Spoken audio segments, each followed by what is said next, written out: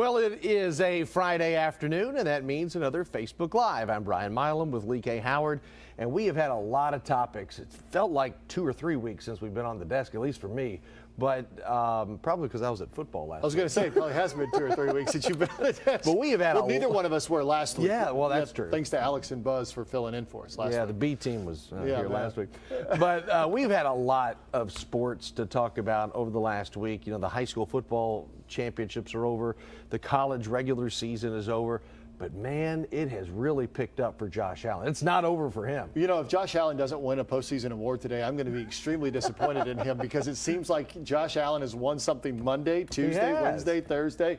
Here's Friday, Josh. What are you going to do? I mean, he has, I think you wrote last night in your script for the 11 o'clock news, he'll go down as the most decorated defensive player to ever play at the University of Kentucky. I know, and we'll get to some of those names in just a moment. But it has been a whirlwind for him. And I remember last year, you know, he said he's coming back. Mike Edwards said, I'm coming back for a senior year. And one person we know said, well, yeah, but they weren't going to get drafted that high. Why wouldn't you come back? I hope this is a tale that Josh Allen can go tell thousands of kids in a variety of sports. It is okay to come back and play a senior year. I know it is. For a lot of kids, it's a quick money grab, get to the pros, whatever level that is. But this young man has decided to come back, and in the process of coming back, has increased his future bank account by tens of millions of dollars. I mean, you think about Josh Allen last year, could have gone to the NFL, like you said. He was projected at the time to be a pick anywhere between the 2nd and 4th round. Yeah, and that's a wide range. And that's still really good. Yeah. But now he's projected as a top 5 overall pick. That's top crazy. 5. I mean, could go in the top 3. I mean, that is a life-changing decision. No kidding. And like you said, hopefully a lot of other kids are watching this and saying, hey, it's okay to come back and be a senior and try to prove yourself and get better. The other lesson that I think that it teaches, and especially this will be something that the UK coaching staff uses as a recruiting pitch, is keep in mind Josh Allen came into Kentucky as a 2-star recruit. 2. And he had one other offer. And had 2 total offers. One of them was Kentucky, and the other was Monmouth. Monmouth, of all places. The heavyweight champion of the world. Think about what Vince Marrow and Mark Stoops and the likes can say to the 2-star recruits out there that they see potential in. They may say, hey, I know they have you rated as a 2-star, but we see you as a 5-star. That's right. Come to us. We'll develop you. Look what we did with Josh Allen. Come to Kentucky and be a part of what we're doing. And that does speak to the development level that they're teaching over there on that campus. Yeah, no doubt. We want to take your questions and your comments, so make sure you send those to us. These are just the awards we've seen Josh Allen get over the last week. First team All-American, as voted by the media, the Associated Press. Sports Illustrated, first team All-American. First team All-SEC. SEC Defensive Player of the Year. Bronco Nagurski Award winner and the Chuck Bednarik Award. Those are separate awards, but basically for the same honor, which is the best defensive player in the country. He has done it all. And, you know, the awards may not be over yet. He may have a Citrus Bowl MVP. Who knows what else he can grab? Did you see how big that trophy was last Walter night? Camp, he's a finalist for that, right? That Bednarik trophy. Oh. Yeah, that massive trophy. That's a hoss. I'm not real sure where you put that. I don't have a lot of experience. It's bigger than a Heisman. I don't really have a lot of experience with winning trophies, so that's not a problem at my house. But Josh, I don't know. I mean, he's going to have a pretty good paycheck. Yeah, so I think he'll have to build like a large trophy room just to house all of that. Yeah, keep the questions coming in on Facebook. I'm looking at them from time to time. Someone says, do you think Josh will go to the Browns? I don't know. I mean, it depends on – there's a lot of teams that could use Josh Allen. I saw a projection that he could possibly go to the Bengals. That'd be pretty – they're going to have a high pick. I know there'd be some people around here. No offense, but that's the place where players go to die. Well, you know, I mean, golly. The Browns. I mean, well, if you stay out of Ohio, Josh, just stay out. As much as I want the Browns to win, because I'm still stuck on Bernie Kosar and Kevin Mack and Ozzie Newsome and Webster Slaughter, I want those guys to win. But the state of Ohio is where dreams go to die. Let's stay out of there. A couple other questions. Well, someone asked when the basketball game is. We'll get to basketball here in just a minute. We'll get to that. We've got another question here I find interesting. Let me find this one, or 2 questions actually. Is it going to snow so much in Lincoln County? And how much is it going to snow in Columbia, Kentucky? Well, thanks for asking. It just happens Chris Bailey's sitting over here. Bailey, what you got? Not a part of this. Lincoln County, and this will not turn into the weather question. I'm only answering these two. Any school in Prairie County? Columbia and Lincoln County, Chris Bailey. They're on the border right now between nothing to the north and northwest. They're on the border? To the south and southeast. There's a big L coming. You don't want that Not thing. good. Quickly. You're on the border, so that means you could get snow.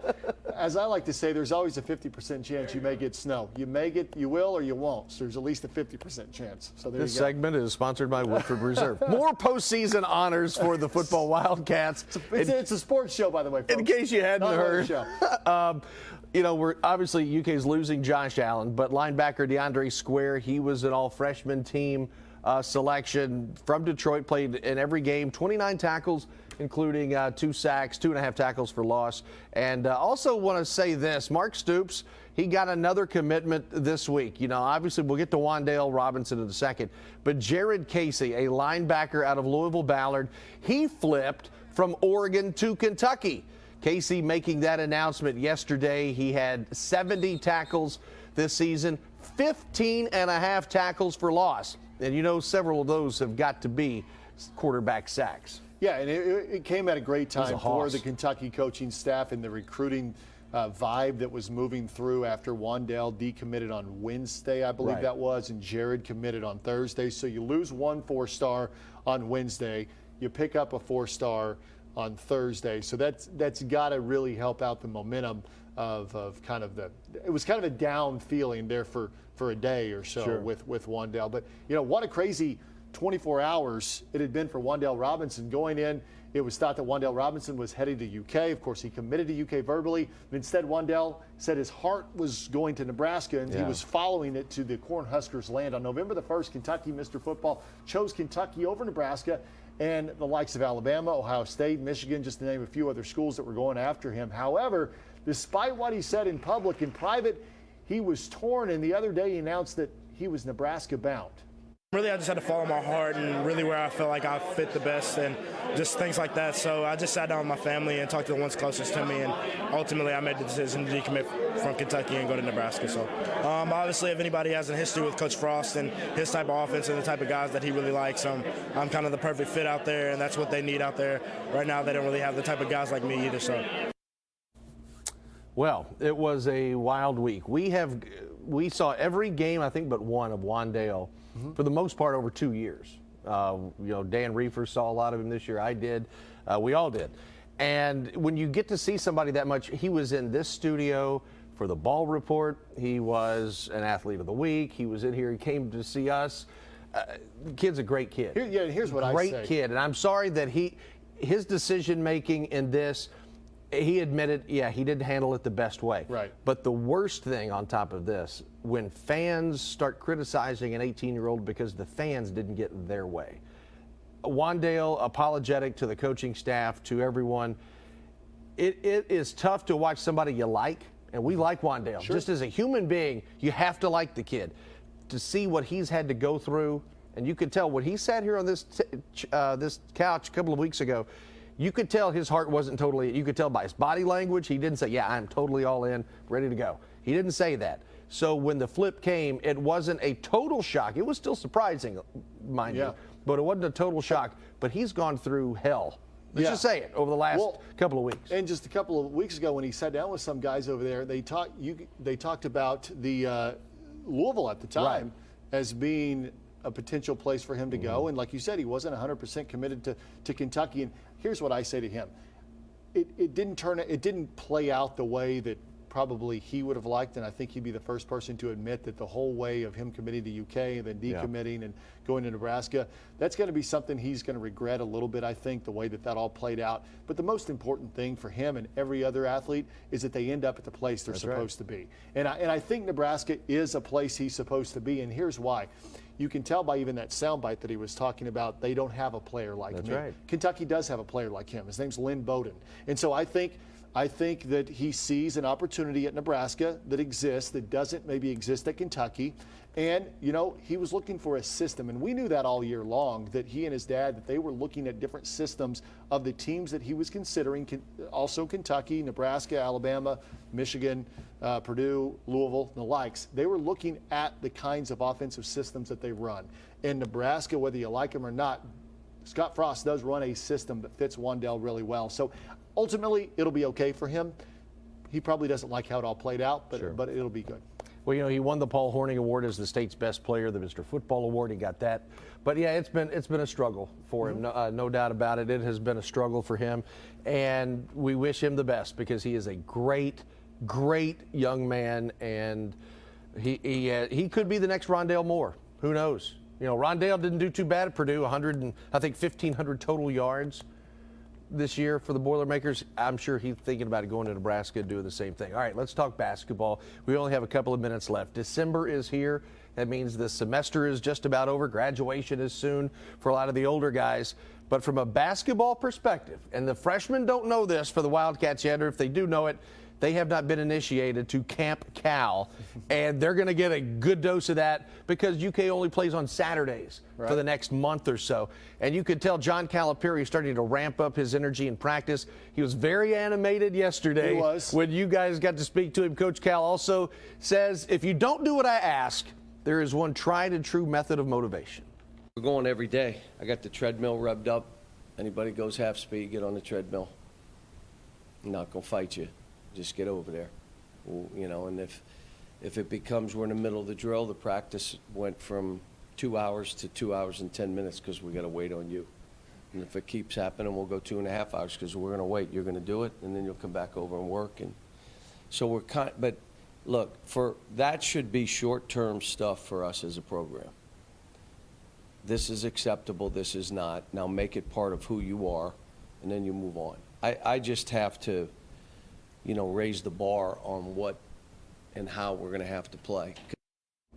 Just as a side note here, when Chris Bailey isn't performing at his peak performance, we actually have a treadmill just off camera that we make him run on until he starts to perform at his full speed. So it's amazing how quickly we can totally identify with what John Calipari is saying. The temperature gets warmer in here when he starts, you know, he's running around on that thing.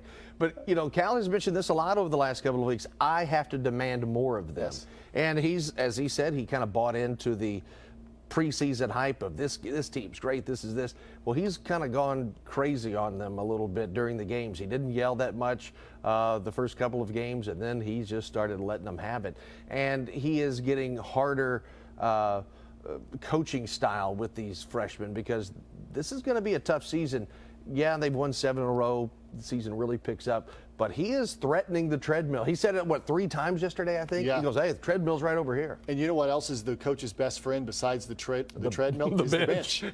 And he's got a team right now that they go 9 deep on that team. So he can say, okay, hey, you're not playing real well right now. Go sit down and watch and cheer for the guys that are playing hard. He hasn't had that every year. He certainly does have that this year. You know, and he's made a point that he's going to play, at least for the time being, 3 post players. That's right. That's right. And out of the 4 guys, 3 of them will get the majority of the minutes each game. Now, that could change each game, and recently it's been Nick Richards that's had to sit and watch and play just about 15 minutes in the game, and he told us yesterday that could change from week to week, but that will be determined in practice. So he's giving these guys this extra motivation of, if you don't want to play hard, then I don't have to play you at all. Yeah, and one guy, and this next soundbite you're going to hear, deals with Ashton Hagans. Ashton Hagans is a pass first, shoot second point guard, but his defense is what comes to play, and he shut down the Francis Alonso kid from Greensboro the other day. 19 points in the first half without Hagans on him, 3 points in the second half with Ashton, but sometimes he also likes to go into the land of the trees, and that's where guys like Reed Travis are. I mean, it's just, that's my world down there, so it's not like I'm bringing the ball up the court. So I think that's where I have the advantage. But for other point guards, yeah, he can disrupt them for sure. If you really like playing, then be that guy, and you're going to play a lot. If you don't like playing, go over there and joke around a little bit, do your stuff, make the hardest pass you can make, and come over here and cheer like crazy. You could tell that Ashton that was directed at Ashton, that maybe sometimes he is a freshman. He's 18A, coach, or 17. You know, I believe he should be a senior in high school. Right. Yeah, he was a guy that reclassified. And he is a kid, I remember when I spoke to him in the preseason interviews, that he loves playing defense. Yeah. And he made a name for That's himself playing defense. In fact, he mentioned that before he was highly recruited by all the sites out there, he was playing against those guys who were the top-ranked guys, and he made a name for himself by picking up 90 feet and being that defensive type stopper. And he's got that talent. That's what Cal and the Kentucky Wildcats need him to be right now. And that's how we picked you up. Just a defensive stopper. Just plug holes every once in a while. Give you a quick reminder. It is Seton Hall and Kentucky. It is tomorrow from Madison Square Garden at Fox on Fox 56, WKYT, our partner with Fox. So you can see that at high noon as the Seton Hall Pirates and the Kentucky Wildcats go at it. And here's a great trivia question. You remember last year, UK had their three-point streak stopped, 1,047 games. The last time they had not hit a three was against Seton Hall in the Great Alaska Shootout. A guy named 88. P.J. Carlissimo was the coach of the Pirates, and then the 88-89 season, Seton Hall goes to the national championship game, loses to Michigan. I have a prediction. 80-79 I have a bold overtime. prediction. They hit at least one three-pointer against Seton Hall tomorrow. Guarantee it. It's going to be a good Write it ball down. game. It's going to be a good ball game. Thanks for watching Facebook Live on this Friday. That's Lee K. Howard. I'm Brian Milam. We will see you tonight on WKYT Game Time as we talk high school basketball. No football, high school basketball tonight. See you then. Have a good Friday.